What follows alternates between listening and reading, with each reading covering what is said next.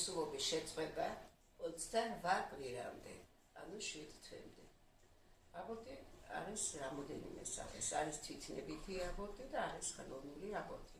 თვითნებითი აბორტი, ეს არის აბორტი, რომელიც იწყება სხვადასხვა დაავადებების განვითარების გამო, მაგალითად გრიპის, მუცლის ტიფის, სხვადასხვა მექანიკური და ფსიქოლოგიური ტრამვების დროს. განსაკუთრებით საშიშია ხელოვნური აბორტი. ხელოვნური აბორტის ერთ-ერთი სახეა კრიმინალური აბორტი.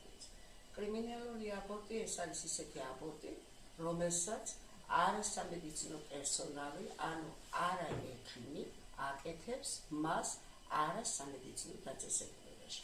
კრიმინალური აბორტის გაკეთება საერთოდ ჩვენს ქვეყანაში აკრძალულია.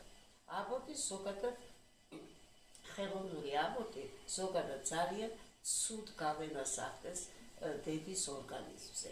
ხელოვნური აბორტები უმეტესად კეთდება ისე არარეგისტრირებული ქორწინების დროს.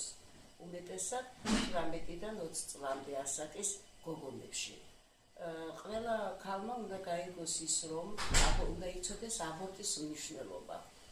რადგან ყველა ქალმა უნდა გაითავისოს, რომ მისი მთავარი მიზანია ცხოვრებაში შვილების გაჩენა.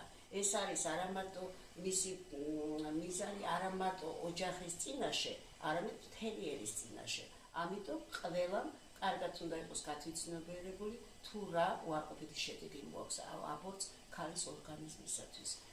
კრიმინალური, ანუ ხელოვნური აბორტების დროს დიდი ზიანი მოაქვს, დიდი ზიანს აყენებს ეს აბორტი თვითონ დედის ორგანიზმს. ჯერ ერთი ამ დროს ახალი სიცოცხლე კვდება ძალით, იძულებით, ვართმერთ ნაყოფს სიცოცხლის უფლებას და მეორეც თვითონ დედის ორგანიზმიც ხშირად ბევრ დაავადებებს იღებს ამ აბორტის შემდეგ.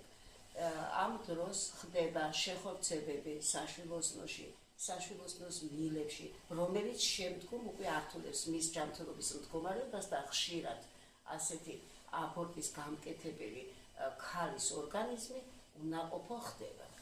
ამიტომ მე ვისურვებდი, რომ ყველა ქალმა იცოდეს აბორტის უარყოფითი მნიშვნელობა და თუ მანდამაინც დღეისათვის მაგალითად სოციალური მდგომარეობა ძალიან დაბალია და ხალხს უჭირს მრავალი შვილის გაზრდა, ამისათვის არის ბევრი საშუალება იმისა, რომ მანდამაინც აბორტს არ მიმართოს ქალმა.